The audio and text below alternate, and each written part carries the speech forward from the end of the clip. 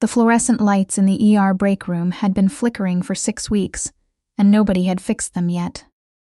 I'd stopped noticing somewhere around week 3, the way you stop noticing a lot of things when you're working double shifts 4 days running. I was 24 years old, a travel nurse on my 3rd assignment, and I had exactly $11 in my checking account until Friday.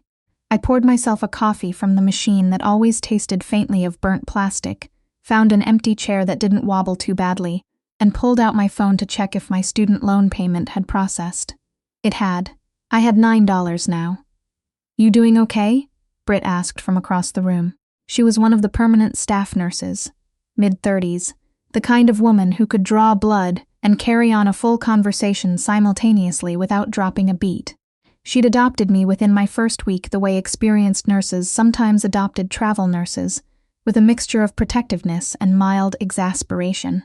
"Totally fine," I said, which was the answer I always gave. She gave me the look that meant she didn't believe me. "We've got a new admission in 4B. Private security cleared the floor first, so." She tilted her head meaningfully. "Heads up. I didn't think much of it. We got all kinds at St. Catherine's."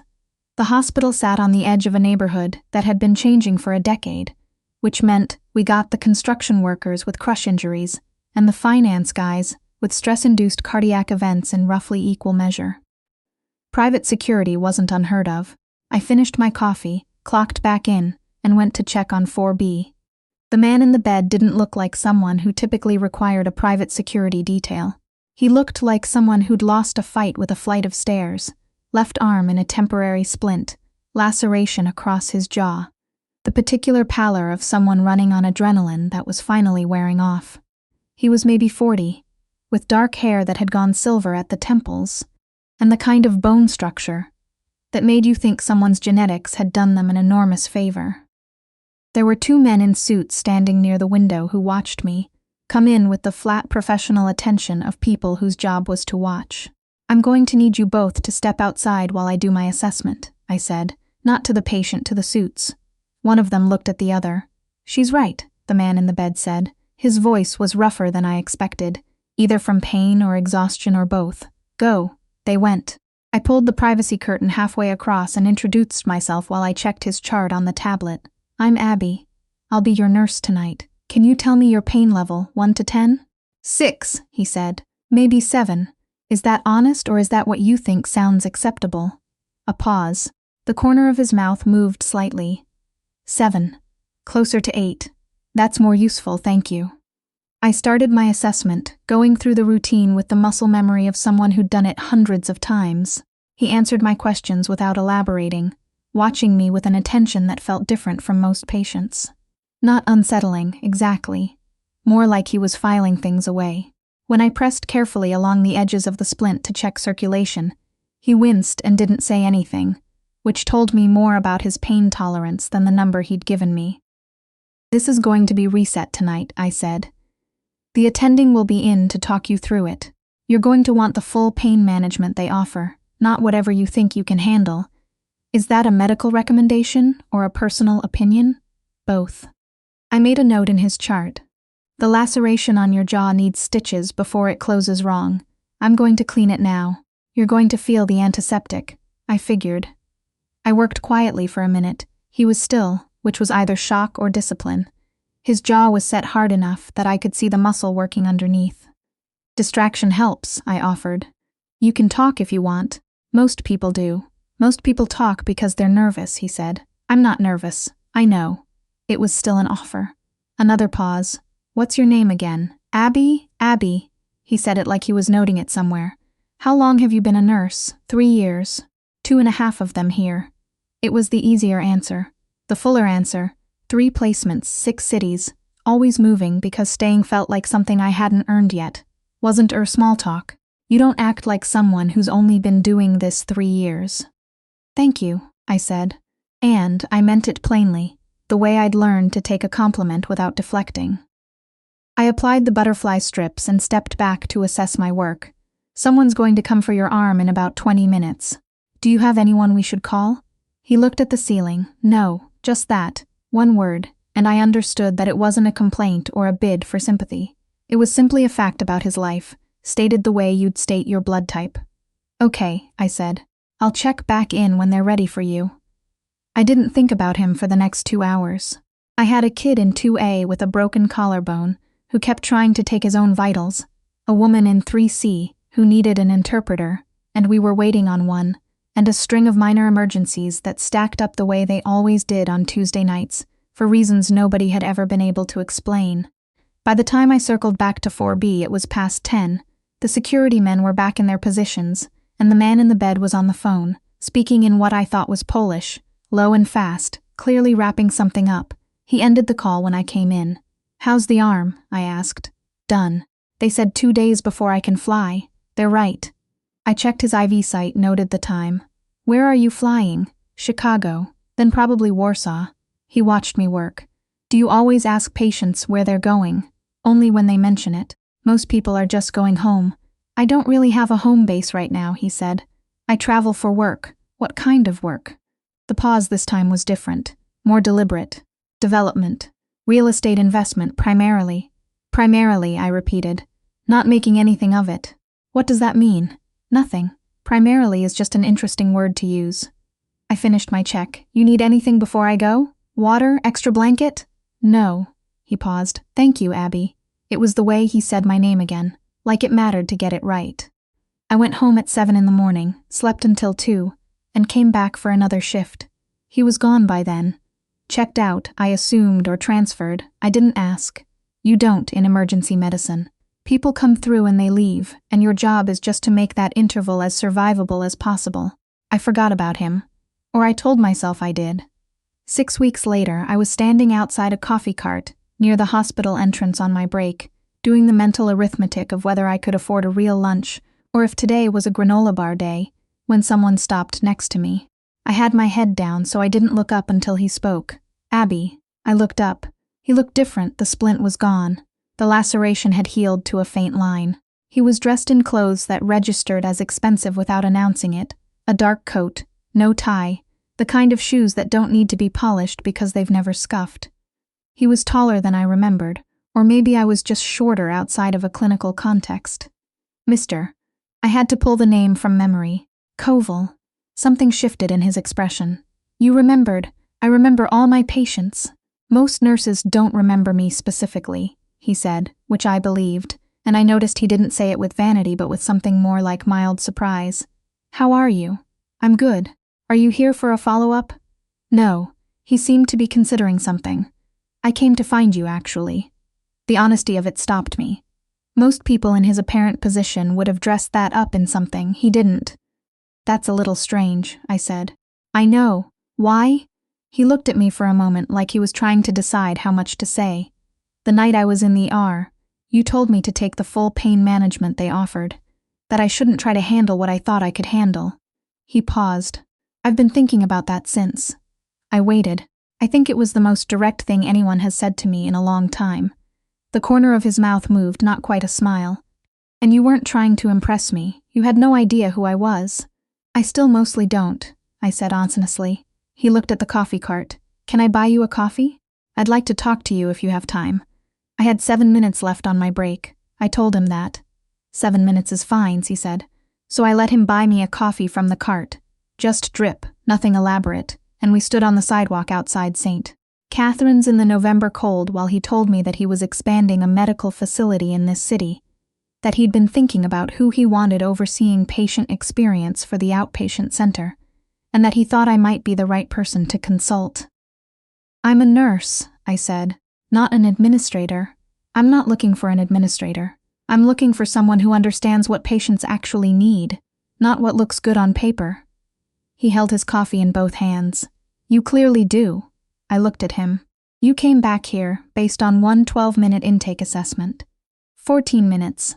He said it without emphasis. And I've made larger decisions on less.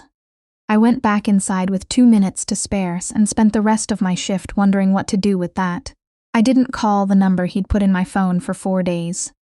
When I did, it was because my lease was up in 6 weeks and my assignment ended in 8, and I'd applied for positions in 3 different cities without hearing back from any of them.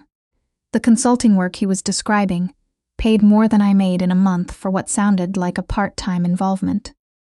I told myself it was purely practical. The meeting was in a conference room on the 22nd floor of a building downtown that I'd walked past 100 times without ever having a reason to enter. His assistant, a brisk woman named Helen, who communicated primarily in calendar invitations, had me sign an NDA before I'd even sat down, which told me something about how he operated. He came in 5 minutes after me, alone, without the security detail. He looked tired but focused, the way people in high-pressure work sometimes look as their default state. "You called," he said, sitting across from me. "You gave me a number and a deadline," I said. "I'm methodical." He smiled then, a real one, briefly, before it settled back into that contained expression. "I read your background. 3 hospitals in 3 years. Why do you keep moving?" I hadn't expected the question that directly. "I like the travel nurse structure. You go where you're needed." "That's the official answer," he said. "What's the real one?" I looked at him. Staying felt like a decision I wasn't ready to make. He was quiet for a moment. "What would make you ready?" "I don't know yet." He nodded, like that was the most reasonable thing I could have said. Then he laid out the actual proposal. The medical center was a year from opening. He wanted someone to do patient intake and experience design from a clinical perspective, work alongside his team to review protocols that had been written by administrators who'd never touched a patient. It was a real job with real stakes, not a token consultation. I asked questions for an hour. He answered every single one directly and without dressing things up. When I asked about budget for staffing, he gave me a number. When I asked what happened if my recommendations conflicted with the construction timeline, he said they'd figure it out, but he wouldn't promise the timeline always lost. "That's honest," I said. "I try to be." I thought about my $9 and my expiring lease and the 3 unanswered applications. Then I thought about what Britt had said when I'd told her about the meeting. "Go, you idiot, and take notes on everything, and call me after." "I'll do it," I said. "But I want it in writing that my clinical input gets a formal review process before it gets overridden." He didn't blink. Done. What I didn't expect was how much I would care. The first site visit was supposed to be an hour. I stayed for 3, walking the partially framed space with the project architect, a quiet, precise man named David, who turned out to have a sister who'd been a pediatric nurse, which explained why he'd already done more right than most medical facilities I'd seen. We talked about corridor width and natural light, and where you put the waiting room relative to the admissions desk so that people in pain don't have to stand in line. Alexander, he'd told me on the 3rd meeting to stop calling him Mr. Koval, came to the end of that visit, and I didn't notice him come in. I was deep in a disagreement with one of his project managers about the placement of a nursing station, and I'd apparently raised my voice without realizing it, because when I finally turned around, Alexander was standing near the door, watching me with an expression I couldn't read. "She's right about the station," he said to the project manager. "Change it." The project manager left. I felt a brief flash of embarrassment, which I pushed down. "I didn't know you were there," I said. "I know." He walked over and looked at the wall I'd been pointing at. "Explain your reasoning to me," so I did. We stood in an unfinished room, with bare concrete floors and plastic, sheeting over the windows for 45 minutes, while I walked him through the logic. And he asked questions that were actually good questions. Not the kind that meant he was looking for a particular answer, but the kind that meant he was genuinely thinking. "When I was in your ER," he said finally, "and those men were standing by the window, what did you think they were there for?" "Security," I said. "I assumed you were someone important." "Not that," he said. "What did you think they were for? Why someone would need that?" I thought about it. I thought maybe you'd made enemies. Or maybe you were protecting something valuable. I paused. Maybe both. He was quiet for a moment. "You're observant. Occupational hazard." He looked at me then, with that direct attention that I'd noticed from the first night. "I should tell you something about who I am, about where the money for this project comes from." "Okay," I said. "Not here," he said. "But soon." He didn't explain that day. I filed it away and kept working. The weeks that followed were the busiest I'd ever been, and somehow the least exhausting. I was doing the kind of thinking I'd always wanted to do, translating what I knew about patient reality into decisions that would shape actual space and procedure. David and I developed a shorthand. Helen stopped sending me formal calendar invitations and started sending texts. Even some of Alexander's more skeptical project managers started calling me directly when they had clinical questions. Alexander was present more than I expected someone in his position to be. He showed up to site visits, sat in on design reviews, asked questions that demonstrated he'd read the briefing materials. Twice I arrived at the facility to find him already there, coffee in hand, talking to the construction foreman with the kind of ease that suggested he'd come from a world where you talked to foremen, not just managed them. I started noticing things. The way he held himself around his own people, present but slightly separate, like someone who'd never fully learned to occupy shared space. The way he'd listen to a room full of opinions and then say exactly one sentence that closed the question. The way his expression changed just slightly when something pleased him. Not a full smile, but a particular quality of stillness, like something had gone quiet inside. I noticed that I was noticing. I told myself it was clinical. I'd been trained to observe people. One evening, we were both working late in his downtown office after the rest of the team had gone. We'd been going through proposed patient intake forms, which sounds like the least romantic thing imaginable, and it was, right up until we'd finished and he'd poured 2 glasses of water, and we were just sitting across from each other in the quiet. "Tell me something true," he said. I looked at him. "About what? Anything." I thought about it. I don't know if I'm brave or just bad at staying put. I've been moving for 3 years and I've called it an adventure, but some nights I think I'm just running from the part where I'd have to find out if I actually belong anywhere. He was quiet for a moment. "I know what that is," he said. "To mistake motion for progress. Is that what you do?" "Did," he said. "For a long time. I waited. My father came here from Krakow with $400 and a trade," Alexander said. "He built things, physical things. He used to say the only thing you could trust was something you could touch." He looked at his hands. I built something different, larger. And there was a period when the money I used to build it came from people whose businesses I shouldn't have been involved with. I knew it, and I did it anyway, because I was 26 and I wanted to build an empire faster than was possible any other way. I held still. "It's been a decade of extricating myself from those connections," he said. "This project, this facility, it's part of that.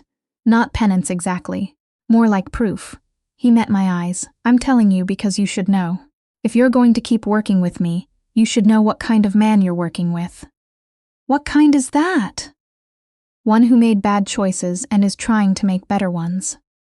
I thought about the $9 in my bank account, about every shortcut I'd never taken, because I'd been too tired to calculate the cost, about all the complicated math of trying to be good when being good was expensive.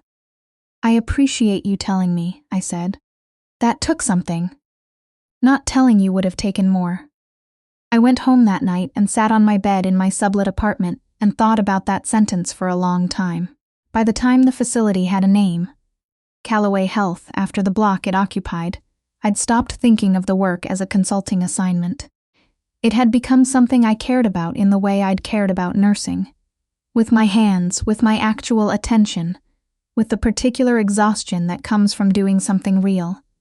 Alexander and I had shifted somewhere in there, without announcement. We'd started meeting for coffee before the rest of the team arrived, ostensibly to go over the day's agenda, but usually spending the first half hour talking about other things. He'd ask what I'd read. I'd ask where he'd grown up. He told me about winters in Chicago as a kid, about working summers on construction sites with his uncle, about the particular loneliness of becoming wealthy in ways that felt illegible to everyone who'd known you before.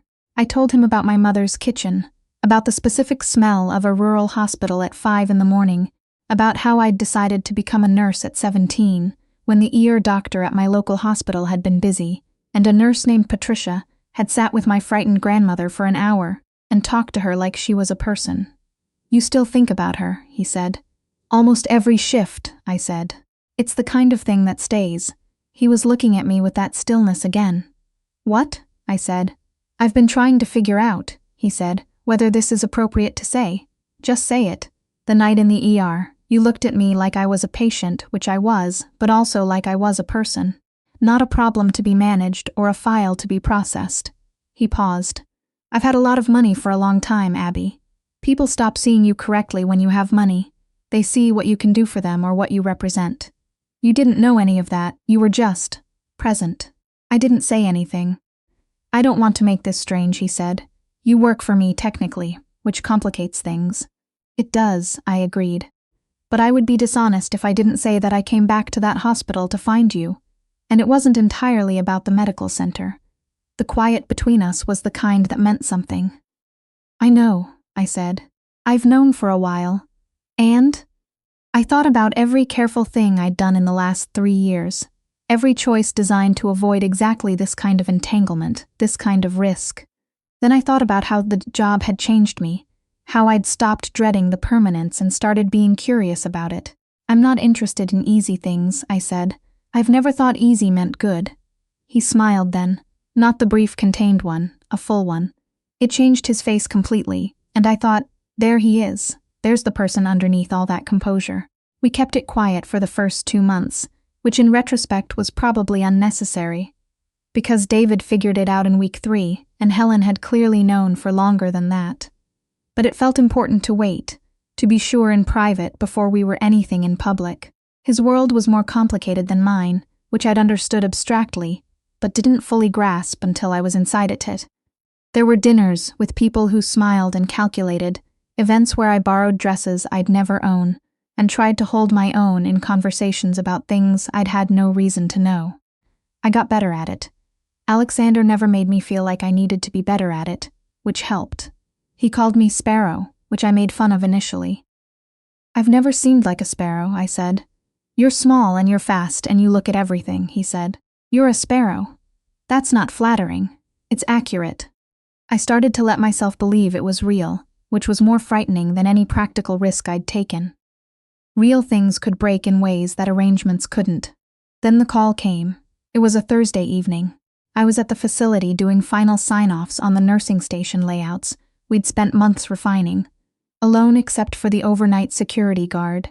My phone rang, a number I didn't recognize, and when I answered, the voice on the other end was a man's, with an accent I couldn't place, speaking with the particular flatness of someone delivering a message rather than having a conversation. Tell Koval that we know about the federal interest, the voice said. Tell him Draws doesn't forget who left. Then the line went dead. I stood in the unfinished corridor for a moment. Then I called Alexander. He picked up on the second ring. Someone just called me, I said. I think you need to tell me what's happening. The pause that followed was the longest I'd ever heard from him. Are you at the facility? Yes, I'm sending someone. Don't leave until they arrive. Alexander. I know, he said. I'll explain everything. I should have already. The security man who arrived was named Marcus, compact, efficient, carrying that same coiled quality I'd seen in the men in the hospital room the first night. He drove me to Alexander's apartment without being asked, which told me this had been anticipated. Alexander was already there. He had the look of someone who'd been moving fast and had just stopped. He poured 2 glasses of water, handed me one, and sat down across from me. The way you sit when you know what you're about to say is going to cost you something. There are federal investigators looking into a development project I did 11 years ago, he said. The financing involved a man named Drozd, Victor Drozd. He ran a series of legitimate businesses in Eastern Europe that also moved money for less legitimate organizations. He looked at his hands. I was young and I wanted the capital, and I told myself the distance was enough. It wasn't. What does the investigation mean? I asked. It means I've been cooperating, he said, for 2 years. I've been giving them what I have on Drozd and 3 others in exchange for immunity on my own involvement. He met my eyes. The night in the ER, I wasn't in a car accident. Someone who works for Drozd found out I was talking. The room was very quiet. You were assaulted, I said. Yes, and you told me it was stairs. You were my nurse, he said. I didn't know you. I looked at him for a long moment. But you know me now. Yes, and you didn't tell me. No, he said, because I was afraid of this. Of you looking at me the way you're looking at me now. How am I looking at you? Like you're deciding something. I was deciding whether fear was a reason to run, or a reason to stay and understand what I was actually afraid of.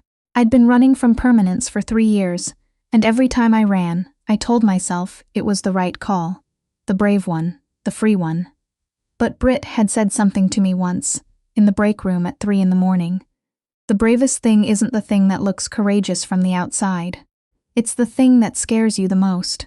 What happens if the investigation goes public? I asked. My involvement becomes part of the record.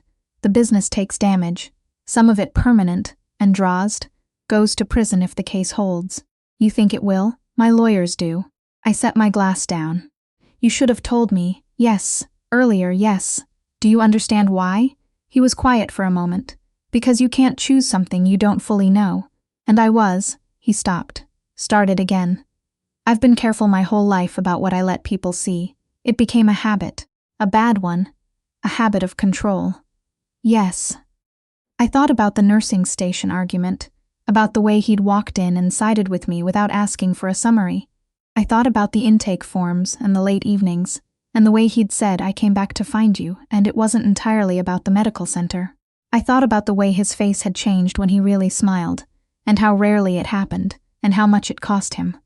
"I'm not going anywhere," I said, "but we don't do this again. If something involves me, directly involves me, like a phone call at a job site, I need to know. Yes.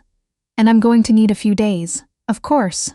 I'm not leaving," I said again, because I needed him to be clear. "I'm thinking." The investigation broke publicly 4 months later. Alexander's name was in the financial disclosure filings, which meant it was in the news, which meant for about 2 weeks my phone didn't stop. People I'd known vaguely in his circle suddenly had opinions about my judgment. One journalist sent me a direct message asking if I wanted to share my perspective as someone close to the subject. I blocked her and went to work. The medical center's opening was delayed by 3 months because 2 of the construction lenders got cold feet after the news cycle. Alexander handled it without apparent drama, found replacement financing, and kept every commitment to the staff we'd already hired. I watched him do it and thought about his father building things you could touch. The sentencing, a negotiated outcome, reduced charges, substantial fines, no prison time given the cooperation, happened on a Tuesday in March. I sat 3 rows back in the courtroom. When the judge read the terms and Alexander turned to acknowledge his lawyer, he caught my eye across the room. I nodded once. He nodded back. Callaway Health opened on the first Wednesday of May. I had been awake since 4 and arrived at 6, walking the corridors in the early morning quiet before the staff arrived, running my hands along counters of the nursing stations we'd moved 3 times to get right, looking at the waiting room with its windows designed to let in the south-facing morning light. I was standing at the main entrance when Alexander came in. He was early too, he always was. He stopped next to me and looked at the space. Neither of us said anything for a moment. "This is real," I said finally. "It is, you built something good." He looked at me. "We did." The doors opened at 8. The first patient was an elderly woman named Marguerite, who'd been referred from a clinic across town, and who, within 5 minutes of arrival, had told our intake coordinator that she hadn't been to a doctor's office that felt this calm since 1987. I heard it from across the room and had to look at the ceiling for a second. Alexander found me in the corridor an hour later, both of us between tasks, the way you're always between tasks on opening day. "Sparrow," he said. "Don't, you're going to cry." "I'm not," I said. I stopped. "I think I'm done running." He was quiet for a moment. "What does that mean?" "It means," I said, "that I think I'd like to stay if that's still something you want." He looked at me with that stillness that I'd learned meant the most, not the controlled composure, but the real quiet underneath it. The one that only came when something mattered enough to stop moving. "It's all I want," he said. I thought about a Tuesday night 6 months ago. Fluorescent lights flickering, $9 in my account, a man in a hospital bed who held still while I worked and said, "Thank you, Abby, like it mattered to get it right." Moments don't announce themselves. They just happen, ordinary and unremarkable, and then they turn out to be the thing everything else pivots on. A nurse doing her job, a patient who needed more care than he'd ever admit, the particular quality of being truly seen by a stranger and choosing to see them back. I'd been looking for somewhere to belong for 3 years. I hadn't expected it to find me in an emergency room at midnight, in a man who came back because he couldn't stop thinking about how it felt to be treated like a person. But here we were, and for the first time in a long time, I wasn't thinking about the next city.